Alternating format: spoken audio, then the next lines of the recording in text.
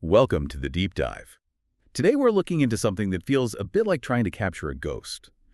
Imagine trying to see the very first flicker of a devastating disease, way before it takes hold. For conditions like Huntington's, that's been the massive challenge. Yeah. How do you actually observe those earliest fleeting moments? It's a huge problem because right at the heart of many of these neurodegenerative diseases, you've got this really mysterious process. Protein aggregation. Basically, proteins that should be doing their jobs just misfold and start clumping together. And it happens incredibly fast, sometimes just minutes and totally unpredictably. Right, and understanding how and when that happens seems critical.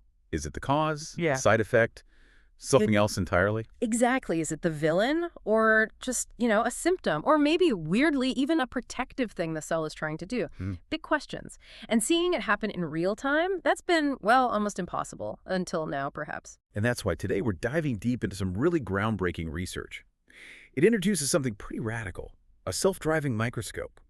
This isn't just a better camera, it sounds like a completely new way to find disease mechanisms, powered by AI. Yeah, it's fascinating stuff. This system, it can actually predict when these aggregation events are about to happen with amazing accuracy, even before a person could see anything wrong.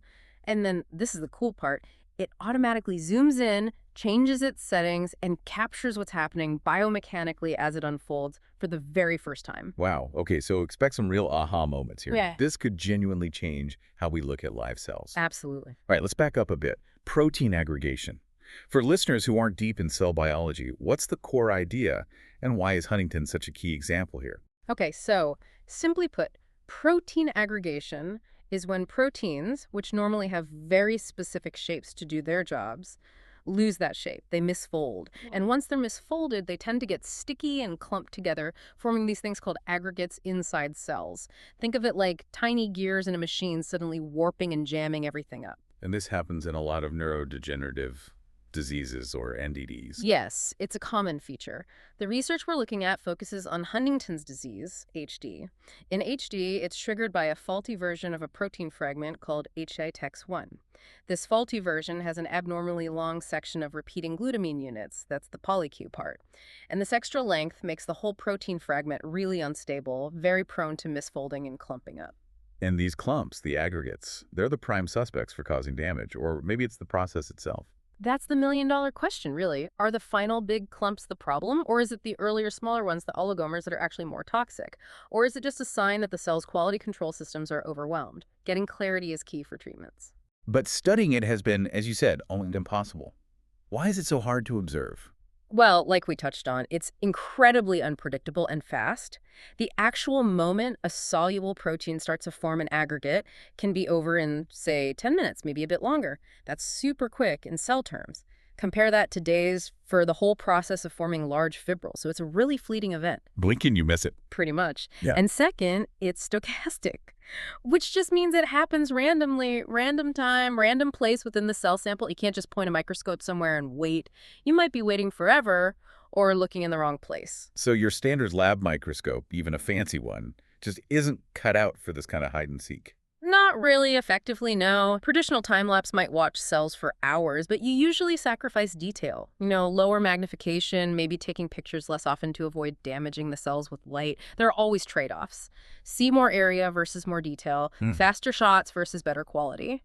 And yeah, too much light can literally cook the cells you're studying. Okay. And even the more advanced combo microscopes. They exist, sure, ones that combine different imaging types, but they're usually really complex to run. They're not autonomous. A person has to control them. And crucially, they can't usually adapt in real time to sudden unexpected events. They're more like setting up a complicated experiment and hoping you catch something, rather than having a system that actively looks and reacts. Right, so that sets the stage perfectly for this self-driving microscope. Let's unpack that. What does self-driving actually mean here? Think of it like giving the microscope intelligence. It's an autonomous system, meaning it operates on its own based on what it sees. It works in a loop. It acquires some data, maybe a quick scan. Then a computer analyzes that data instantly using an AI model, and based on that analysis, the microscope changes its own settings. It decides what to do next. So it's not just recording passively, it's actively making decisions. Exactly. It might decide to zoom in on a specific cell, increase the frame rate, switch to a different imaging technique altogether, maybe use a different laser power. It's optimizing the data collection on the fly based on what the AI predicts or detects. That sounds incredibly efficient. Yeah. What are the big wins with this approach? Several big ones. It's gentler on the cells because it minimizes light exposure. It only uses intensive methods when needed. It saves massive amounts of time and data storage because you're not just recording terabytes of useless background. It pushes microscopy towards being fully automated, freeing up researchers.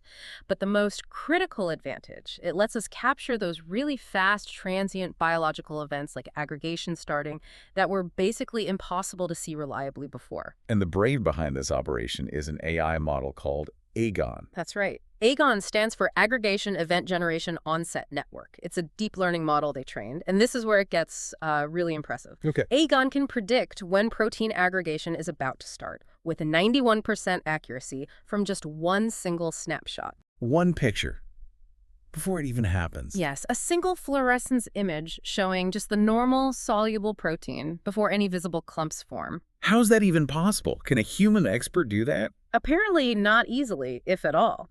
The paper mentions it's challenging to achieve with human vision. The AI is picking up on incredibly subtle patterns or features in that image of soluble protein that tell it aggregation is imminent. It's like it can sense the instability before it manifests visually. That's genuinely mind-blowing. So it predicts, and then what? Then the system kicks into high gear. Once AGON flags a cell as about to aggregate, the microscope autonomously triggers what they call an optimized multimodal acquisition. Basically, it switches modes maybe to faster imaging, higher resolution, or even a completely different technique like Brillouin microscopy, which we'll get to, focused right on that specific cell. And is this AI model finicky? Does it need constant retraining for different lab setups? That's another really strong point they make, its generalizability. It seems quite robust. It works with just a single 2D image at one time point, which simplifies things. And remarkably, they showed it can work accurately even on completely different microscope systems without needing to be retrained. That's huge for making it usable by lots of different labs without massive hurdles. Okay, so prediction is one piece. But you mentioned capturing the biomechanics in real time. That involves Brillouin microscopy, or BM. What's that about? Right, so Brill microscopy is a really neat technique. It's label-free, meaning you don't need to add fluorescent tags, which is great for keeping cells happy. And what it does is measure the mechanical properties of the cell, specifically things related to stiffness or viscoelasticity. It measures something called the longitudinal modulus. Basically, it can tell you how physically stiff or squishy different parts of the cell are. And we know aggregates are stiffer. Yeah, previous work showed that the HTEX1 aggregates are mechanically stiffer. They have a higher longitudinal modulus than the surrounding fluid part of the cell, the cytoplasm. Okay, so BM can measure this stiffness. Sounds perfect. But you implied it has a catch. It does. The traditional catch with Brillouin microscopy is that it's slow. Really slow. It usually builds up an image point by point, and getting a good signal at each point takes time. So trying to capture something dynamic, something that changes in minutes like aggregation starting, forget it. By the time you scan the area, the event would be long over. Ah, the classic speed versus detail trade-off again. Yeah. But the self-driving system bypasses this. Exactly. This is where the intelligent part shines. The system uses faster methods like fluorescence with AGON to find the event. It scans quickly, identifies a cell that's about to aggregate, thanks to AGON's prediction, and only then does it deploy the slower, more detailed Brillouin microscope precisely onto that spot, right when things are happening. So it's not scanning blindly with the slow method, it's using intelligence to target it. Precisely. It overcomes the speed bottleneck by being selective and adaptive. Which means they could actually watch the stiffness change as the aggregate forms for the first time. That's the breakthrough here, yes. For the first time, they could observe the biomechanics of HTEX1 aggregation dynamically. And the results were really telling. They saw a clear increase in the Brillouin shift, which is the direct measurement from the microscope related to stiffness in the aggregating region over time. So it gets stiffer as it forms in real time. Correct. It confirms the idea that aggregation involves this physical transformation, this hardening. They even put numbers on it. The final aggregate region had a Brillouin shift around 6.51 gigahertz, while the surrounding cytoplasm was lower, around 6.39 gigahertz. Getting those dynamic numbers is huge for understanding the physical process. Incredible. But hang on, even with Brillouin being label-free, didn't you say they still often need fluorescence just to find the aggregates in the first place? And fluorescence can cause problems. You're right, that's often the case. Even if the measurement technique, like BM, is label-free, you might still need a fluorescent marker just to locate your target of interest. And yes, fluorescence involves shining light on the cells, often quite bright light, which can cause phototoxicity. It can stress the cells, damage them, even change their behavior, which is exactly what you don't want when you're trying to study them naturally. So is there a way around that problem, too? There is. This research introduces another AI model to handle this, called IC-LINA. Okay, what does IC-LINA do? IC-LINA, that's image classification LINA, works differently from EGON. It doesn't predict the future, it identifies the present. It takes just a single bright field image. That's like a standard basic microscope image using normal transmitted light, very low intensity, very gentle on the cells.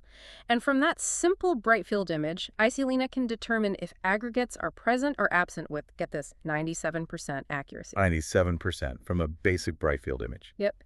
It learned to see the subtle changes in texture or density that aggregates cause, even without any fluorescent labels. Wow. So what's the big deal about using bright field for detection? The big deal is it means you can potentially do the entire experiment label-free. You use gentle bright field imaging and IC-LINA to find cells that already have aggregates, if that's what you're studying. Then you trigger the Brillouin microscope on those cells, no fluorescence needed at any stage. Which means healthier cells, longer experiments. Exactly. Much lower risk of phototoxicity, you can image for longer periods, and you're getting a more unperturbed view of the cell's biomechanics. It showcases this really smart workflow. Use gentle, label-free methods for searching and finding, and only deploy the more intensive methods like BM precisely when and where needed. And this really highlights how flexible this whole self-driving microscope concept is. You can plug in different AI brains, different imaging tools. Absolutely. It's modular. You could use Aggregation to predict onset and trigger BM, Right. or use IC-LINA to find existing aggregates in bright field and trigger BM, or maybe trigger some other technique entirely. It creates this incredibly powerful, adaptable toolkit for researchers. Okay, let's pull back and look at the bigger picture. What does all this mean? For science, for medicine, for you listening? Well, fundamentally, it gives us powerful new ways to dig into the basic mechanisms of these devastating neurodegenerative diseases. Being able to see the start of aggregation, see the mechanical changes as they happen, that gets us much closer to understanding cause and effect, not just observing the aftermath. And presumably, that understanding could lead to better ways to intervene, like for drug discovery. Oh, absolutely. This could be huge for testing potential drugs. Imagine screening compounds and seeing directly how they affect the tendency to aggregate or the speed of aggregation or the final stiffness of the aggregates, all without labels interfering, especially for targeting those very early stages, the oligomers, where current tools are kind of limited. This offers much richer, higher fidelity information. And this whole strategy, AI predicting an event, triggering a specific measurement, it's not just limited to protein aggregation, is it? Not at all. That's one of the most exciting aspects. The core idea is broadly applicable. Think about other fast, unpredictable cellular events, like a specific protein suddenly moving into the cell nucleus to activate genes, or watching a cell divide mitosis, or seeing molecules undergo phase transitions. You could train an AI to recognize the signs and have the microscope automatically zoom in, change settings, switch modalities, whatever is needed right at that critical moment. So it's automating the needle in a haystack problem that exists all over biology. Exactly. It takes away so much of the tedious, often fruitless manual searching and microscope babysitting. Scientists can focus more on interpreting the really interesting data that the system captures, designing smarter experiments. It literally opens the door to experiments that just weren't feasible before because the events were too rare or too fast to reliably catch. And you mentioned unsupervised discovery earlier, like the microscope finding something new on its own. Yeah, that's the longer-term vision, maybe. Imagine an AI not trained for a specific event, but trained to recognize anything anomalous or unusual happening in the cells. It sees something weird, flags it, and then autonomously decides to investigate further using different imaging tools. That could lead to discovering completely unknown biological processes. It's a really exciting prospect, science fiction becoming reality. So wrapping up, we've seen how these self-driving microscopes, powered by clever AI like Agon and Isilena, are fundamentally changing the game for observing dynamic biology. Moving from just passively watching to intelligently predicting, adapting, and capturing those crucial, fleeting moments, especially in the challenging world of protein aggregation. It really shifts the paradigm, and it leaves us with a pretty profound thought, doesn't it? If our microscopes can now think, predict, and react in real time to capture these vital biological events, how does that change how we even approach understanding complex diseases like Huntington's? What questions can we now ask and answer that were completely out of reach before? What hidden secrets of the cell are these smart systems going to uncover next? It feels like we're on the cusp of a new era in discovery.